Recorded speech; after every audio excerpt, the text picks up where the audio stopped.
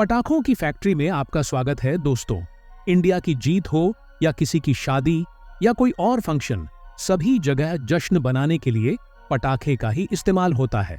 और दिवाली की आतिशबाजी तो आपने जरूर देखी होगी, लेकिन क्या आपको पता है यह पटाखे फैक्ट्री में आखिर बनते कैसे हैं? दोस्तों, आज हम आपको फुलझड़ी और मामूजी के लैंडे से लेकर स्काई शॉट और चटाई बम तक सारे पटाखे फैक्ट्री में बनते हुए लाइव दिखाएंगे। तो फैक्ट्री का सफर स्टार्ट करने से पहले एक प्यारा सा लाइक करके चैनल को सब्सक्राइब कर लो, क्योंकि वीडियो हमने बड़ी मेहनत से बनाई है। सुतली बम मेकिंग।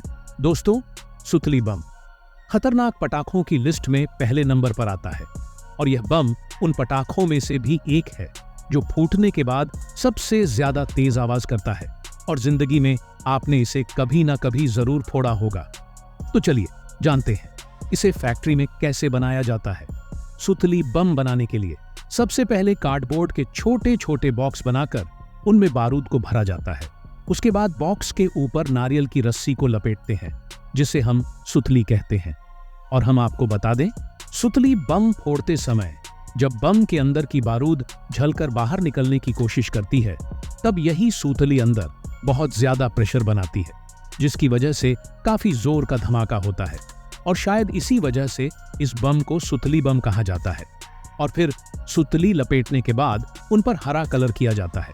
कलर करने के बाद इन्हें धूप में सूखने के लिए रखा जाता है। सूख जाने के बाद सुई की मदद से इनमें छेद किया जाता है। इस छेद के अंदर बारूद वाले धागे यानी फ्यूज को डालकर पैक कर दिया जाता है, जो कि आग को अंदर बारूद तक पहुंचाने और बम को फूटने में मदद करता है। बॉक्स में पैक करके मार्केट में भेज दिया जाता है। चक्री मेकिंग। दोस्तों, चक्री हम सबका फेवरेट और काफी मजेदार पटाखा है, जिसे बनाने के लिए सबसे पहले कागज के ट्यूब बनाकर उनमें गन पाउडर यानी कि बारूद को भरा जाता है। इसके बाद उनके ऊपर कागज को लपेटकर एक लकड़ी की मदद से इन ट्यूब्स को एक साथ रोल किया जाता है और फिर इन्हें एक लकड़ी के सांचे में कुछ समय तक रखा जाता है ताकि उनका शेप चेंज ना हो। इसके बाद उनके ऊपर और नीचे कंपनी का कवर लगाकर बॉक्स में पैक कर दिया जाता है। अनार मेकिंग। दोस्तों, अनार कुछ ही मिनटों के लिए ही सही, लेकिन जब जलता है तो पूरे माहौल को रोशन कर देता है। और अनार को बनाने का प्रोसेस भी काफी अनोखा होता है, जिसके लिए सबसे पहले कार्डबोर्ड को कॉनिकल शेप में तैयार करके उसके अंदर बारूद को भरा जाता है। फिर इसके पीछे कार्डबोर्ड का कवर लगाकर मिट्टी से पैक कर दिया जाता है ताकि इसका बेस मजबूत हो जाए और बारूद बाहर ना गिरे। और जब अनार सूख जाता है तो उसके ऊपर होल करके इसके अंदर फ्यूज को फिट कर दिया जाता है। फिर इसके ऊपर रेड पेपर को रैप करके कंपनी के स्टिकर को लगाते हैं और फाइनली अनार बनकर तैयार हो जाता है। चटाई बम। दोस्तों, पटाखे की दुनिया के बेताज बादशाह लाल पटाखे को शायद ही कोई ऐसा होगा जिसने फोड़ा ना हो। दोस्तों, यह लाल पटाखे कम पावर से लेकर हर रेंज में मिलते हैं और ये काफी महंगे भी नहीं होते। तो चलिए जानते हैं आखिर ये फैक्ट्री में बनाते कैसे हैं।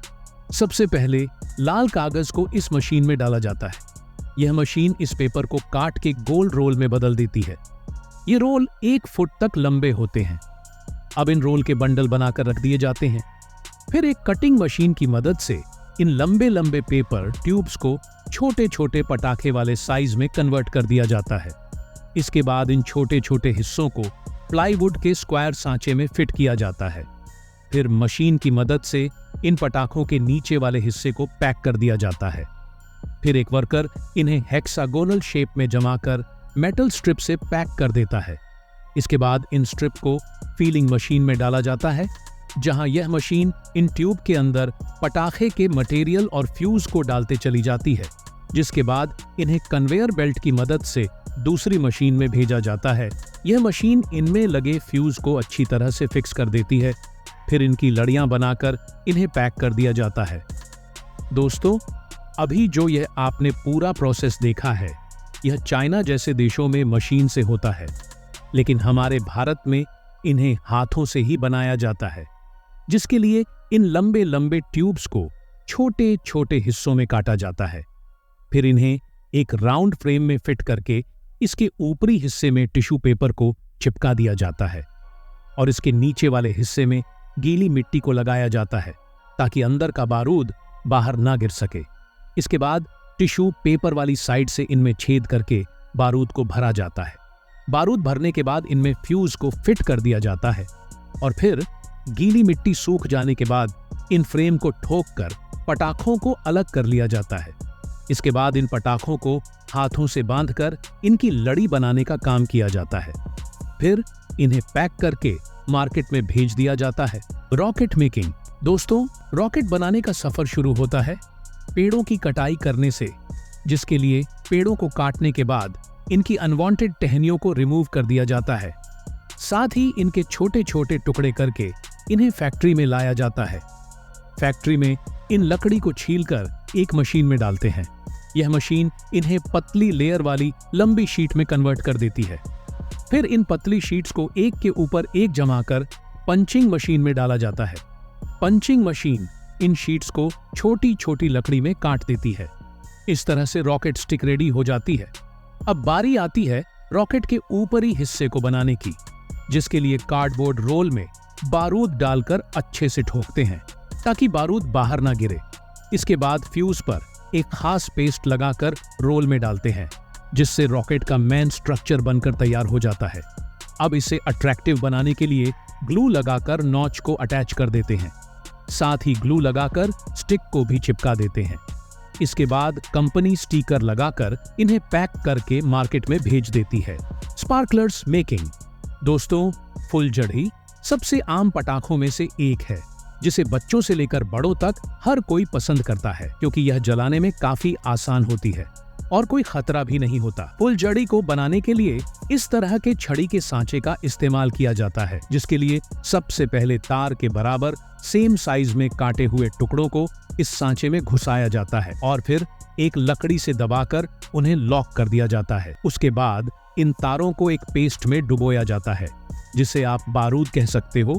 इस पेस्ट से निकालने के बाद इन्हें सुखाया जाता है और सूख जाने के बाद इन्हें दोबारा से इस पेस्ट में डुबोया जाता है ताकि ये और मोटा हो सके।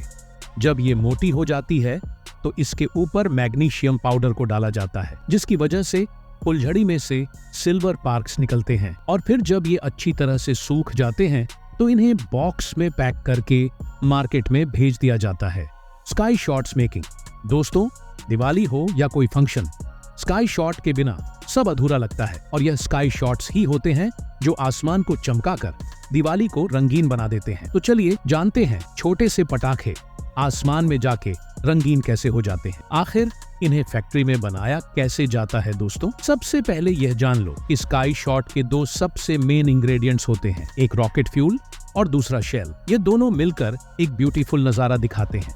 तो सबसे पहले शेल के बारूद को तैयार किया जाता है। शेल एक तरह का पटाखा होता है जो आसमान में जाकर फटता है। तो शेल के फ्यूल को बनाने के लिए बहुत से इंग्रेडिएंट्स का यूज किया जाता है, जिसमें मुख्य रूप से पोटेशियम नाइट्रेट, मैग्नीशियम और एल्यूमिनियम पाउडर होता है। तो सबसे पहले पोटेशियम नाइट्रेट में पानी मिलाकर इसे आटे की तरह गूंथा जाता है। इसके साथ ही इसमें एल्यूमिनियम पाउडर और दूसरे इंग्रेडिएंट्स मिलाए जाते हैं, जो कि रंग बिरंगी आतिशबाजी करते। जब ये पदार्थ अच्छी तरह से मिक्स हो जाता तो अब इस बारूद के पेस्ट को एक छलनी में से गुजारा जाता है, जिससे इस बारूद के मिक्सचर के छोटे छोटे टुकड़े हो जाते हैं। इसके बाद इन बारूद की गोलियों को एक घूमने वाली मशीन में घुमाया जाता है। इस तरह से बारूद की गोलियां तैयार होने के बाद इन गोलियों को बारूद के पाउडर के साथ प्लास्टिक के शेल में डाला जाता है। उसके बाद इस प्लास्टिक के शेल पर पेपर प्लास्टिक की लेयर चढ़ाई जाती है और फिर इस शेल में फ्यूज लगाकर इसे कार्डबोर्ड के सिलेंडर के अंदर रख दिया जाता है,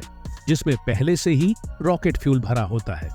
इसके बाद इस पर स्टिकर चिपका के स्काई शॉट्स को रेडी कर लिया जाता है। दोस्तों, आज की इस वीडियो में आपको जरा भी मजा आया, आपको अच्छी तो लगी होगी। एक लाइक जरूर कर देना। हमारी मेहनत का फल देने के लिए हमारे चैनल को सब्सक्राइब भी कर देना। कमेंट में हैप्पी दिवाली लिखना मत भूलना। साथ ही इस वीडियो को अपने दोस्तों और रिश्तेदारों को शेयर जरूर करें।